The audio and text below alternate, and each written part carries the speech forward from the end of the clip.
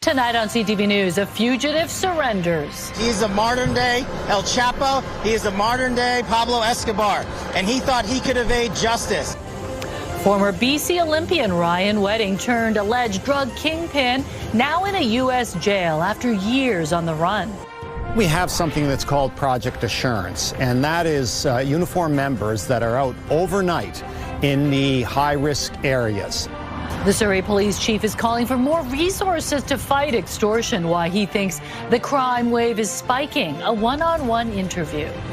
They need to go off the island every day. Westminster Island woes. The broken bridge will take longer to fix than initially thought, leaving residents and produce stranded.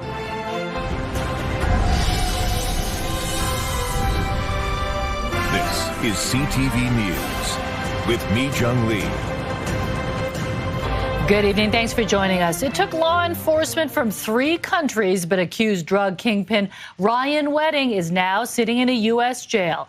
The FBI says while he was hiding out in Mexico, he oversaw a violent drug trafficking empire and also ordered murders in the Toronto area. A far cry from growing up in Coquitlam and competing as an Olympic snowboarder. CTV's Michelle Bernaro has the story.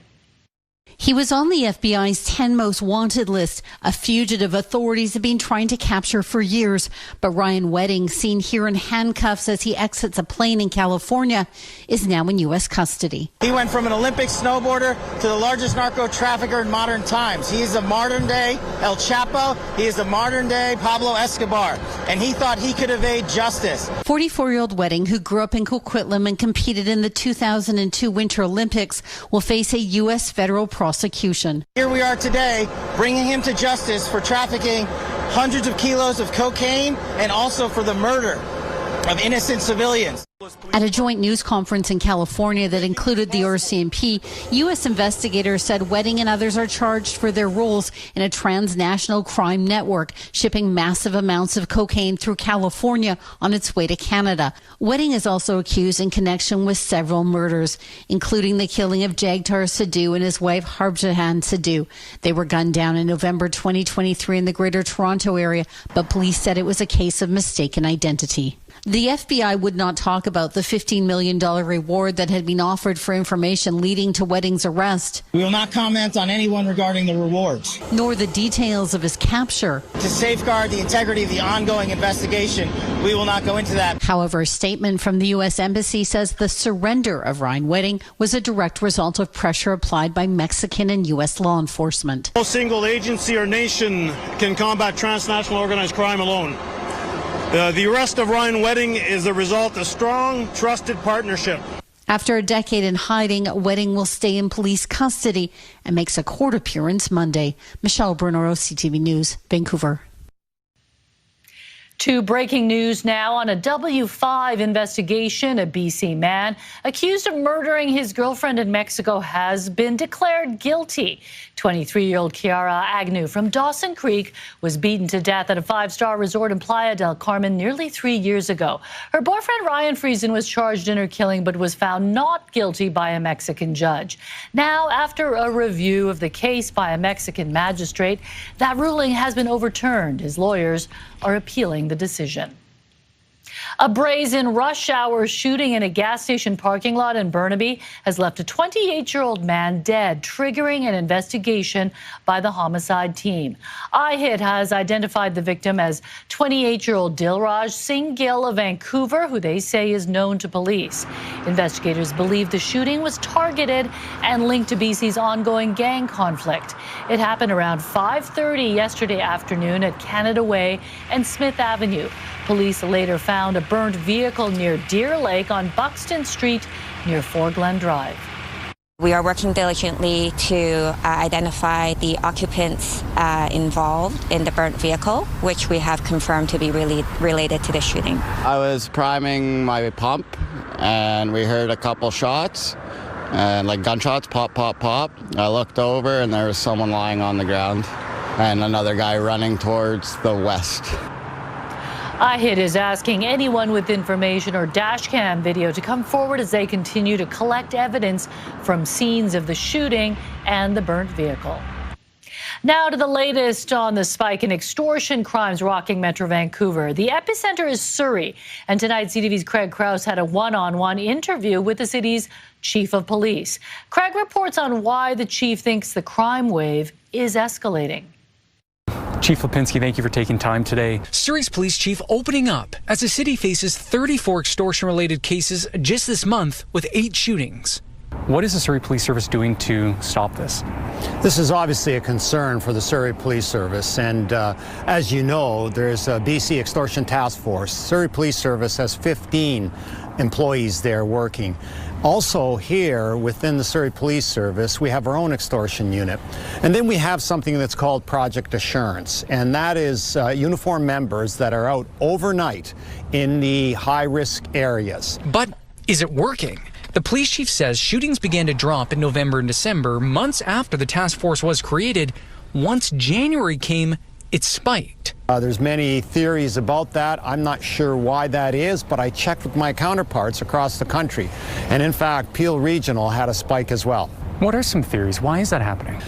Maybe more people are getting in on doing this kind of thing because perhaps they see a pathway for money. His message? Stop paying. Report the crime. Let police investigate and seek justice. Although this is a city looking for solutions after 132 extortion threats in 2025 with 49 shootings. Is this a crisis?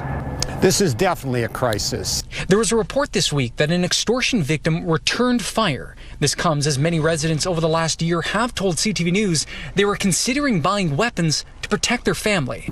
What is your message to people that are currently in that state? I understand the feeling. I understand that fear, but it's never a good idea to take the law into your hands. This week, Surrey's Mayor Brenda Locke asked the federal government to appoint a national extortion commissioner, an idea Chief Lipinski welcomes, another tool, as he requests more resources from the province like boots on the ground and help from a helicopter. What we need now is more information to get to the bottom of this and hold some people accountable. But is that going to happen overnight? Won't happen overnight. It's going to be a slow process. Adding more deterrence as all levels of government and police push to make a dent, as the community watches on. You can understand that this would be a very frustrating time for many people here in Surrey. Very, and I understand that. I feel that. I'm frustrated myself. Craig Krause, CTV News, Surrey.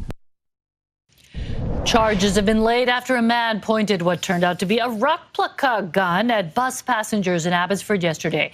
The BC Prosecution Service approved charges of robbery and using an imitation firearm against James Earl Desjardins. He was arrested around Highway 1 and McCallum Road yesterday afternoon and remains in custody pending a bail hearing.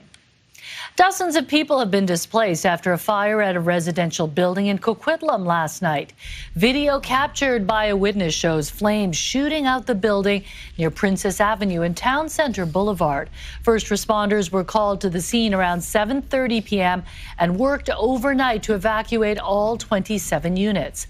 Officials say no injuries were reported, but 4 people were taken to hospital in stable condition out of precaution. The cause of the fire remains under investigation. Farmers on Delta's Westminster Island are scrambling to figure out how they're going to get their produce to market. A barge collided into the only bridge on the island this week, and now we're learning the damage is worse than first thought. CTV's Martin McMahon reports on the residents who don't know how long they'll be cut off. There's 3 barns down there. Loaded with potatoes. Westminster Island farmer Hugh Reynolds knows potatoes. This is what they call yellow flesh, and this is just about the best potato that you want.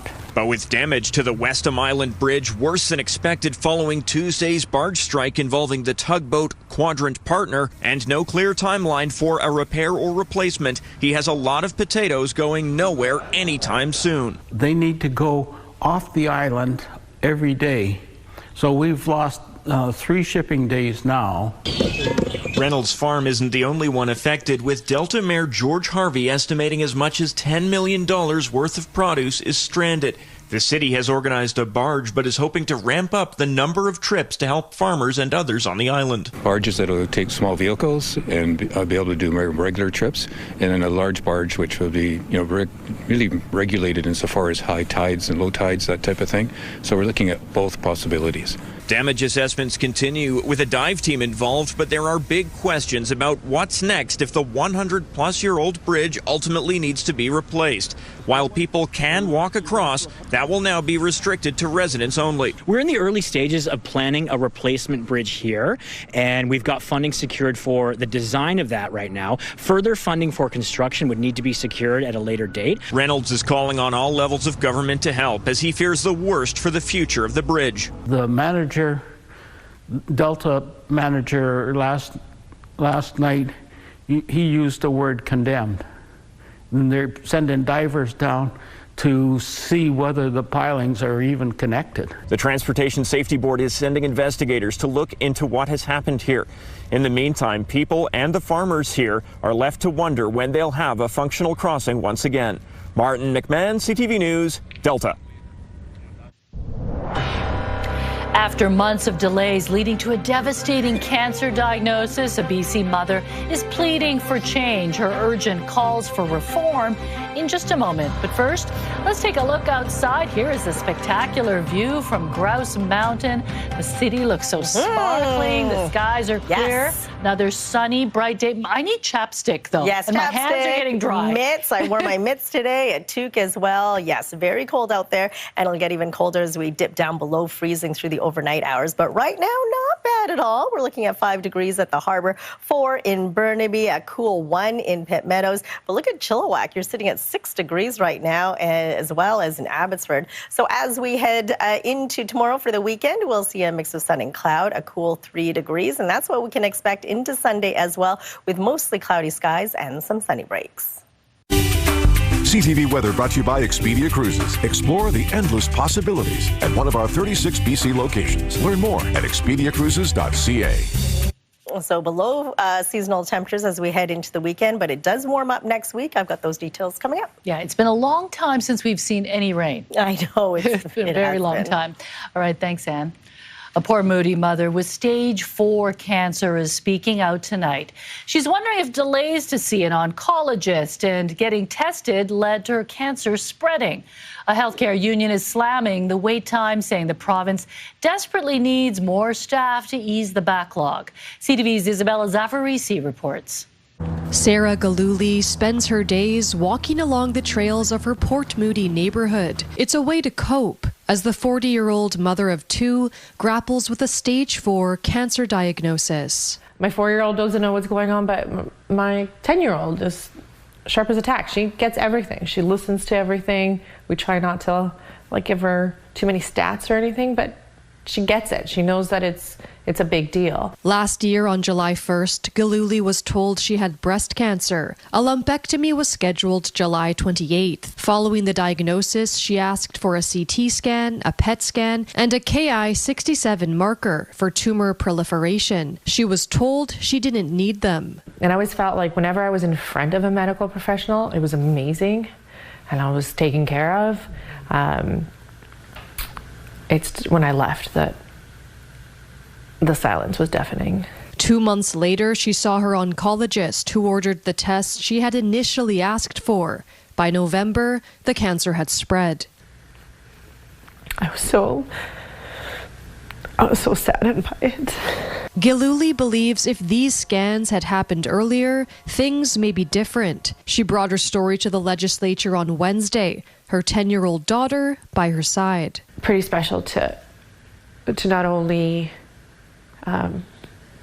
try to provoke advocacy, but also to show my daughter that it's still possible. She's frustrated with how long she waited and is pleading with those in power to do something about it. The province says it's added hundreds of new healthcare workers, but there is still strain on the system. And we're going to continue to work to drive down those testing times, treatment times, to ensure that people get the cancer care that they need. A group that represents those working in diagnostic imaging says there are fewer than 30 PET technologists in BC. That creates a very terrible bottleneck and only results in challenges for patients and clients, leaving our already stretched out, already burnt out workers trying to mitigate that challenge as best they can, but with very limited resources. For years, Doctors of BC has asked the province to develop a provincial waitlist database. So the specialists can manage their waitlists better so that they can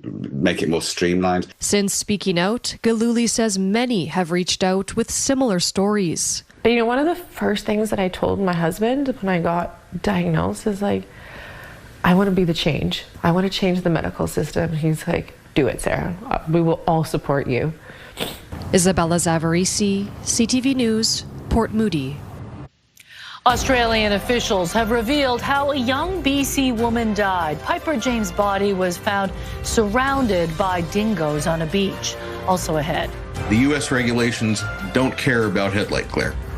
Blinded by the lights, Vancouver City Council's move to regulate LED headlights that make it hard for other drivers to see. When CTV News at 6 continues. And they wreak havoc with our green spaces, what the park board wants residents to do to tackle the goose population. Stay with us. We are learning more about the death of a BC teen in Australia. An autopsy of 19-year-old Piper James found fluid in her lungs consistent with drowning. It also found evidence of dingo bites before she died, as well as extensive bite marks after. The coroner says they are now waiting for pathology results, which could take several weeks. Piper was in Australia for a backpacking trip with a close friend, where police say she had ventured out for an early morning swim. Her family hopes to bring her remains home next week. A Vancouver City Councillor has done the impossible. He has convinced all his colleagues from very polarized parties to vote in favor of his motion, asking the federal government to do something about super bright LED headlights. CTV's Shannon Patterson has more on his successful motion to council and why experts say it's about time. If you've been blinded by newer LED headlights in oncoming traffic, you're not alone. It does seem that they've just become more and more common as of late. A Vancouver City Councillor argues they're a safety issue.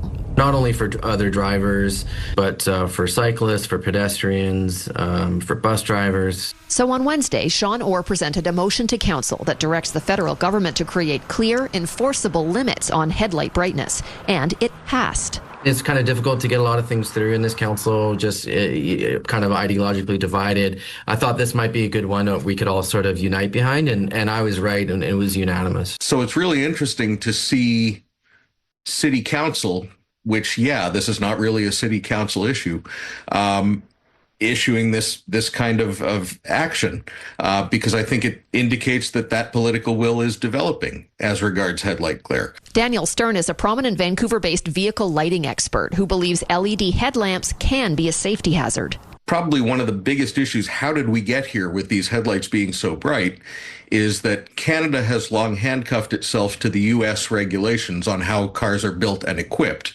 And the U.S. regulations don't care about headlight glare. I think many people would say that more needs to be done on this. It is a problem, and more can be done. Bruce Haycock is an engineer whose Drive Lab simulator is now testing headlight glare. We're actually in the middle of doing some upgrades in order to be able to do different colors of lights, the bluer lights, the more orangey, older style lights, in order to dedicate some research directly to this, because it is becoming more of a topic of concern. I've had so many people reach out. It just reaches such a broad spectrum of people that are noticing these lights and don't like them for sure. Or recognizes there's only so much council can do. It's not technically city jurisdiction, but there are a lot of things that cities can do to advocate, for the things that are outside of their jurisdiction. He hopes his bright idea will get some traction with the federal government. Shannon Patterson, CTV News, Vancouver. The Vancouver Park Board is asking for help keeping the city's Canada goose population in check. They say the growing number of geese in the city is putting pressure on parks, green spaces, and even traffic. That's in part due to their penchant for eating fresh grass and the high volume of droppings they produce. The city's asking residents to help geese from nesting on private property by following a few simple steps. So altering flat surfaces. They want a nice flat open area where they can see predators coming from around them. So if you have a big open balcony, put some tall potted plants or other things there so that the geese wouldn't feel that it's a safe place for them. She says water features will attract geese, while things like reflective tape and automated lights will deter them. The park board estimates it stops up to 600 goose eggs from hatching every year through a humane population control method called egg addling. The public can report nests by calling 311 or emailing the city. A massive protest in Minnesota calling for an end to the ICE crackdown in their state. Also ahead. And then I realized how much I was actually vaping was more than I was smoking back then. Growing concerns about how addictive vaping is, especially the problem of young people getting hooked. Ahead on CTV News. Shut it down! Shut it down! Tens of thousands of people marched through downtown Minneapolis today, braving bone-chilling temperatures as part of a statewide protest over the federal crackdown on immigrants. The day of action, dubbed Ice Out, saw scores of businesses across Minnesota close for the day as workers hit the streets to protest. About 100 clergy members were arrested during a protest at the Minneapolis airport. Prime Minister Mark Carney has yet to respond to the latest shot across the bow from Donald Trump. The U.S. president posted this on Truth Social today, saying, quote, Canada is against the Golden Dome being built over Greenland, even though the Golden Dome would protect Canada. Instead, they voted in favor of doing business with China, who will eat them up within the first year. Mark Carney did not comment this afternoon following the end of a two-day cabinet retreat. Yesterday, the Prime Minister dismissed Trump's claim that Canada lives because of the United States. That comment followed Wednesday's speech by Carney at the World Economic Forum, which was interpreted by many to be directed at the states. The invitation to the PM to join Trump's Board of Peace was later rescinded. Every day, we're reminded. It was once seen as a safer alternative to smoking, but tonight there are new calls for tougher vaping restrictions. A conference in Ottawa today brought together healthcare providers and researchers who say more people are becoming addicted to nicotine. CTV's Camille Wilson reports. It's a tobacco and nicotine-free Canada. Jacob Woloshin used to be anti-vaping, but one day it all changed. Hard as hell. Navigating his journey to quit smoking, he says vaping became an addiction. I used that to actually help quit smoking, and then I realized how much I was actually vaping was more than I was smoking back then. Woloshin started vaping 2 years ago, but stopped recently to improve his heart health. He is now telling his story at the Ottawa State-of-the-Art Clinical Approaches to Smoking Cessation Conference. Vaping is one of the emerging or concerning alternative nicotine products we're seeing. We're also seeing things like pouches and other formats of nicotine products. Experts, healthcare providers, and researchers have gathered to discuss smoke cessation and vaping alternatives to reduce nicotine addiction and save lives. I'm on the patch right now. I've used the Nicorette inhaler. There are concerns about a youth vaping and nicotine crisis, and officials are calling for government action. Ask provincial governments and Health Canada to really develop forceful and thoughtful regulation of vaping products and to address the modern epidemic of tobacco-caused diseases, which only they can address appropriately. Many of our youth are vaping now, not only using the electronic devices, but also utilizing alternative nicotine products such as pouches. Experts say there's been a rise in vaping products and nicotine pouches in youth. They say it's concerning because many have never smoked before, and vaping has become a gateway to cigarette smoking. They're often being marketed to people that have never smoked before and are using nicotine recreationally and unfortunately become addicted to nicotine. Statistics show approximately 5 to 10% of Canadians vape, but rises to 30% of high school students. The messages are quite clear. The tobacco addiction caused by smoking or by vaping is an unbelievably significant public health problem. And at a time when we're trying to address the challenges in our healthcare system, an obvious place to focus is on ensuring that young people never become nicotine addicts. Camille Wilson, CTV News. It's one thing to take cold plunges in Vancouver. It's another to take icy plunges in Alberta. A Canmore woman who broke the ice and never looked back. But are there any long-term health benefits? Also ahead. Perfect. So we're going to go down into a squat. Oh my God, no. And they literally ripped. You can never predict what's going to happen on live television, especially while doing squats in a suit. That's ahead. Some tense moments for passengers aboard a Toronto-bound Flair Airlines flight out of Calgary this morning. The plane had to return to the airport moments after takeoff after experiencing a tail strike. A spokesperson for Flair says the aircraft experienced a tail scrape involving the tail skid and returned to the airport as a precaution. The flight was cleared by maintenance crews and departed a short time later. If you think you're having a bad day, this Ottawa morning show host might have you beat. Perfect. So we're going to go down into a squat. Oh my God, no. And they literally ripped. CTV Your Morning Ottawa's Will Aiello discovered why you don't wear a suit while doing squats. He ripped his pants during a segment on the show this morning. Luckily, his co-host Melissa Lamb was close by to cover him up. They handled it well. It was pretty funny. And crazy things happen on morning shows. You have to go with the flow. Yeah. Have you had something crazy and embarrassing happen? Bird pooped on me live on air before. Yeah. But that's with animals, right? You can never know what's going to happen there either. I'm sure you just rolled with it and you lived to tell another tale. Exactly. Better inside than outside, I think. Yeah, definitely. All right. Let's take a look at our forecast as we head into the weekend. But first, this is how we fared today. 5.7 was our high, slightly below the seasonal average. Overnight lows minus 3.3, well below the seasonal low of 1.5. And so far, with only 1 week left to go in the month, 87.7 millimeters of rain. We usually see 162.1 millimeters. The hot spot today across the country was Squamish at 10.5 degrees, slightly below the record set back in 2014 at 11.6 degrees, all thanks to this huge ridge of high pressure dominating the whole province, keeping things dry and pretty bright as well. You'll see sunny skies for the central coast and central interior. Your provincial forecast at the bottom of your screen. Clear skies right now, and that's what we can expect as we head through the overnight into tomorrow morning. It'll be nice and bright. A few clouds do roll in the afternoon, but for the most part, we'll see mostly sunny skies. For Port Hardy, you'll see mostly sunny skies, 4 degrees. 5s for Campbell River and Comox. You'll see clear and calm conditions as well. For the South Island, from Tofino right down to Victoria, we're looking at temperatures between 4 and 7 degrees. For the Sunshine Coast, a cool 3 under mostly sunny skies. A touch warmer up the Sea to Sky Highway 7.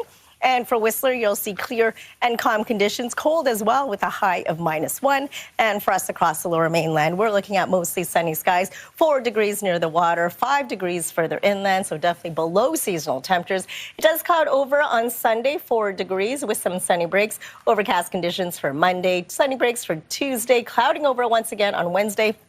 But temperatures, we'll see them between 8 and 9 degrees. On Thursday, we'll see sunny breaks in there as well. And then Friday, something we haven't seen for some time, cloudy skies with showers and a high of 9. CTV weather brought to you by Expedia Cruises for air, land, and sea vacations. So once the clouds roll in, it's like a blanket for everybody, warms things up just a bit, right? So clear and cool as we head into the weekend. Yeah, pretty spectacular weekend. Okay, and you like doing cold plunges, right? Yes, we have one at home, actually. Oh, yeah. So you're pretty good at it. I'm not good at it, but I do it, a few times a week. This woman takes it to the next level, so check it out.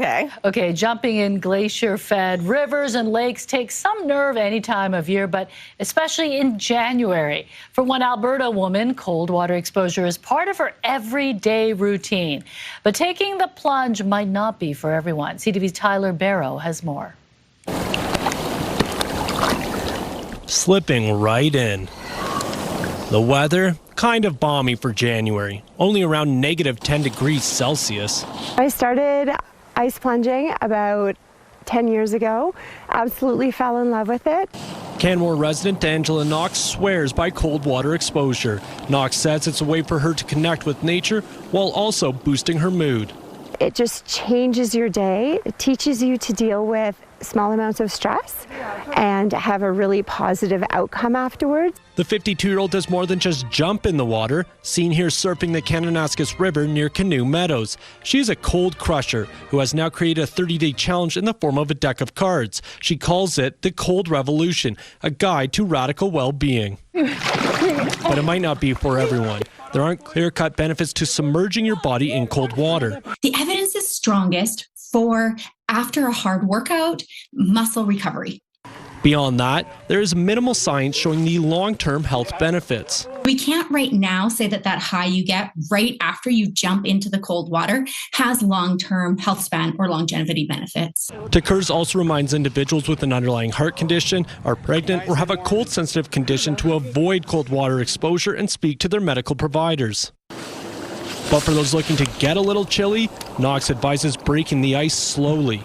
You can change your experience with the cold. I used to be the coldest girl in the room, and now I'm out there in the winter river surfing in, minus conditions. Tyler Barrow, CTV News, Lake Louise. Time for our weekly roundup of fun and interesting things to do this weekend, also ahead. In so many ways, it was home, but it didn't feel safe for so many years. Inspired by the hit series Heated Rivalry, a hockey player goes public about being gay, and that caught the attention of one of the show's stars. Ahead. Time now for tonight's Skywatch. A False Creek ferry slowly approaching the Granville Island dock just west of the bridge under clear blue skies. CTV Skywatch is brought to you by Kermac Collision and Autoglass, the name you'll remember when it matters. Kermac cares for kids.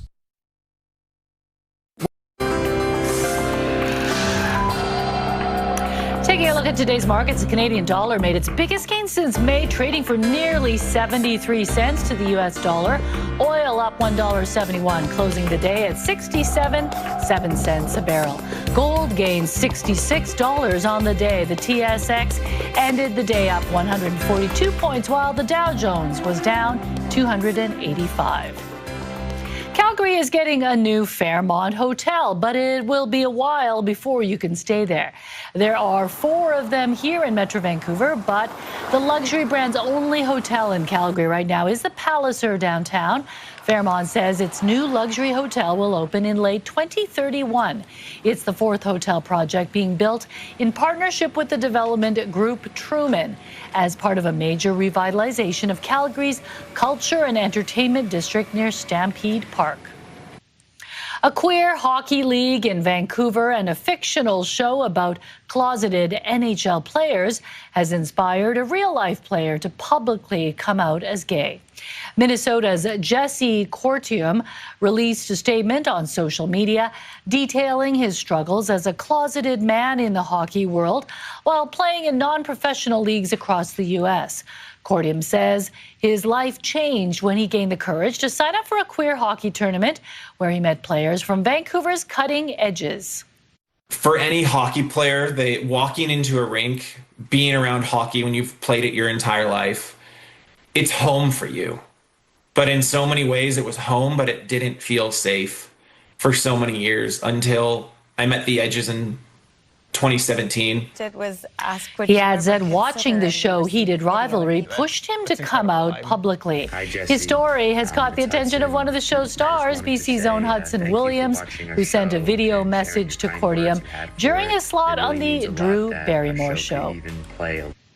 There have been several breakout stars of Heated Rivalry, including BC's Hudson Williams, but some Canadian hockey talent isn't getting the same recognition. CTV's Spencer Turcotte puts the spotlight on the man behind the action on ice.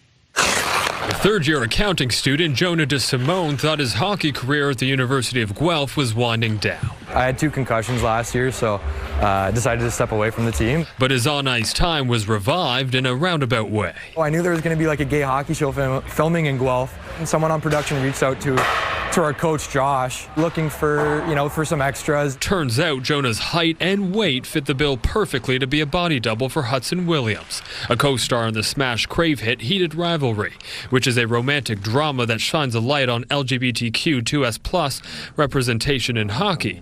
And just to be clear, given the spicy scenes... No, only the on-ice scenes. When audiences see Hudson Williams' character Shane Hollander showing off his skills on the ice, it's actually Jonah. For the All-Star sequence and one of the first 2 episodes, I spent like an hour working with Hudson on how would it look when I'm shooting? He says the actor was receptive to learning the mannerisms of a hockey player. They had to ensure everything was identical between them for scenes where Jonah stepped in, how their sticks were taped, how their skates were tied, and even the chirps. I get chirped for being a bad chirper. He gave me the lowdown of the situation. I would say go home, right? I think it's a good chirp. And apparently everyone thought it was very fitting for the character that he's a bad chirper. And I was I thought it was kind of good. The show has been greenlit for a 2nd season, and Jonah is hoping he'll be back as a body double. I'm just waiting for the call, and I'll come back with some better chirps for next season. Spencer Turcotte, CTV News, Guelph. The Oscar nominations are one thing, but what about the award no one wants to win? The nominations are out for the 2026 Razzie Awards, and 2 remakes top the list. Get away from that! Get out of there! War of the Worlds, based off the classic novel, is tied for most nominations at 6 Razzies. That includes Worst Actor for Ice Cube. Also with 6 nods is Disney's Snow White, including Worst Supporting Actor for, quote, all 7 artificial dwarfs. Hurry Up Tomorrow, starring The Weeknd and Jenna Ortega, is not far behind with 5 nominations. The 46 Razzie Award winners will be announced March 14th. After debuting his first new single in years overnight, Harry Styles dropped the music video this afternoon.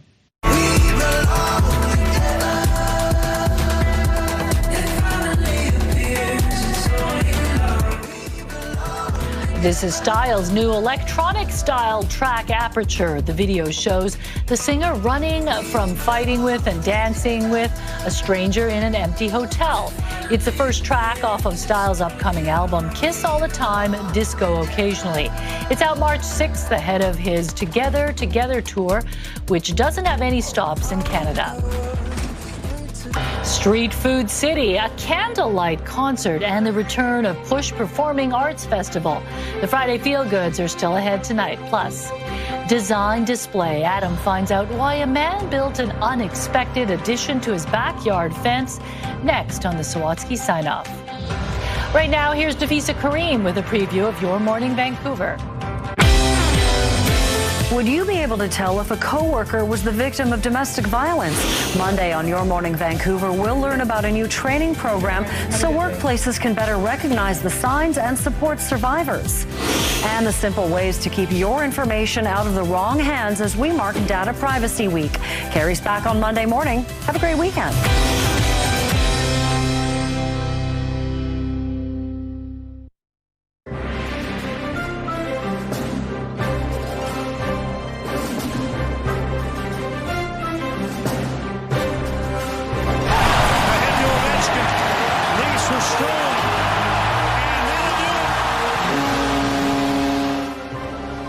The Canucks are back in action tonight, looking for their 2nd straight win after beating the Capitals 4-3 Wednesday night, ending their 11-game winless streak.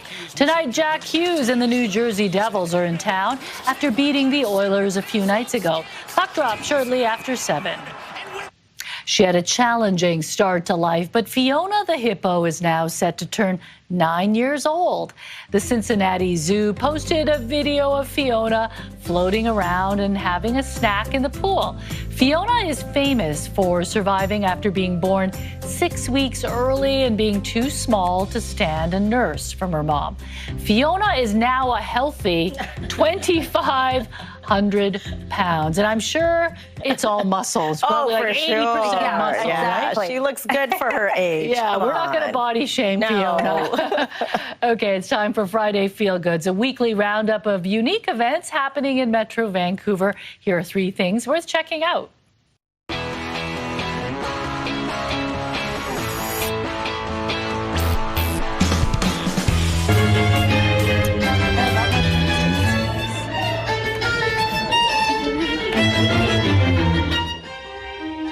Looking for a magical night out? Candlelight Concerts is bringing the music of Queen and the Beatles to life inside the Kerrisdale Presbyterian Church. A live string quartet will perform hits like Bohemian Rhapsody and Here Comes the Sun, all under the soft glow of candlelight. The show runs tonight and tomorrow night. It looks so pretty. I want to go. Have you been? I've been to a Christmas concert. It's amazing. You should go if you can. It doesn't matter what they're playing. It's spectacular. Yeah, and it's real candles everywhere. Candles, yeah. That must take them forever to light. Some fake ones, too. I don't think they're all real. Looks beautiful. Yes, for sure. Well, the Push International Performing Arts Festival is officially underway, bringing bold and boundary-pushing performances to stages across Vancouver. Over the next 2.5 weeks, audiences can enjoy a variety of theatre, dance, music, and multimedia works from local, Canadian, and international artists. Yeah, some of the best plays I've seen are with the Push Festival. Yeah, it's been years since I've been, so yeah, we'll One have to was check about out tickets. a talking rice cooker. It was amazing. Okay. It sounds weird, but Hope they bring it back. Yeah, it was very good.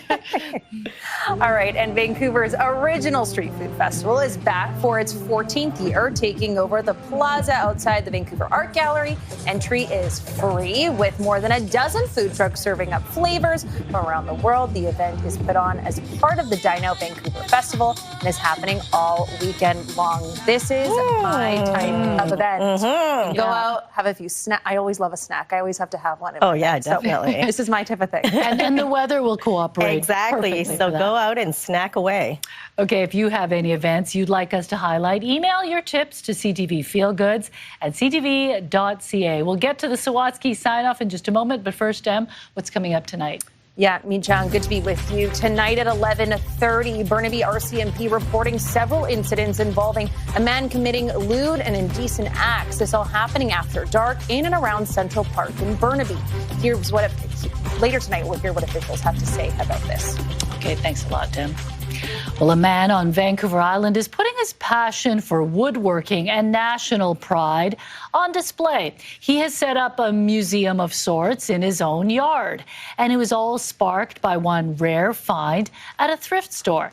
Adam explains in tonight's Sawatsky sign-off.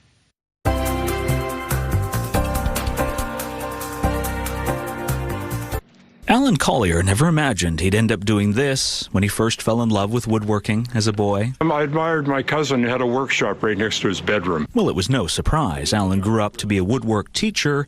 You don't have to sit down. You're active with your hands. It was astonishing that day he happened upon 4 chairs by a famous designer at a local thrift store. So I thought, oh, this is interesting. It inspired Alan to start searching for all sorts of notable furniture, amass a collection of a couple hundred historical items, and earn attention from folks who run galleries and museums across the country. It's not until you have a bunch of this stuff that suddenly something clicks. Although Alan could easily see items from his collection by flipping through the pages of catalogs from all the furniture exhibits he'd been asked to curate, regular folks couldn't. I just thought that make a connection with local people. So, along his fence on this suburban street, Alan decided to build a mini museum. You don't have to get a grant. I don't have to approach a museum. I can just do it. Now, every morning, Alan cleans the case and displays items from his collection that are connected in interesting ways, which he explains with informative signs.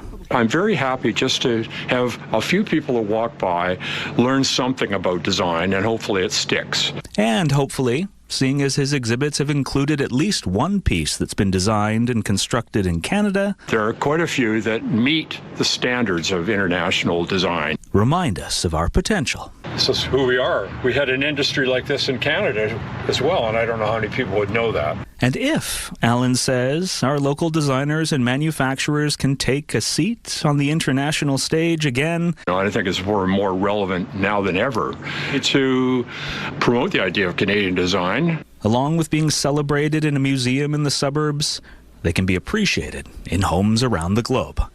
Adam Sawatsky, CTV News, Saanich. The Sawatsky sign-off, brought to you by CapitalDirect.ca. Let's make your vision a reality with Capital Direct. Call and talk to our team today. What a brilliant idea, making his own museum. A mini museum in his yard. Yeah. I know, and I love all the little things that he has. I feel like that's how I know I'm maturing a little bit. Like, I love furniture and design now, so I would be reading all of those, everything that he's written about, everything he has. Yeah, and as we know, like the perfect chair, it's hard to so come by, hard to right? find. Very hard to come by. And those ones look good and probably comfortable too. And good thing they're cased up, because Dimitri and I would go steal them because good furniture is hard to find. All right, let's take a look at our scenic snapshot for tonight. Look at this, a stunning sunrise in the Strait with some fog and a ferry. Thanks, Patricia, for sending this one in. And we want to see your scenic snapshot as well, so email us at scenicsnapshot@ctv.ca. Beautiful shot. Okay, thanks for joining us. Dimitra will be back with CTV News at 11:30. Have a good night.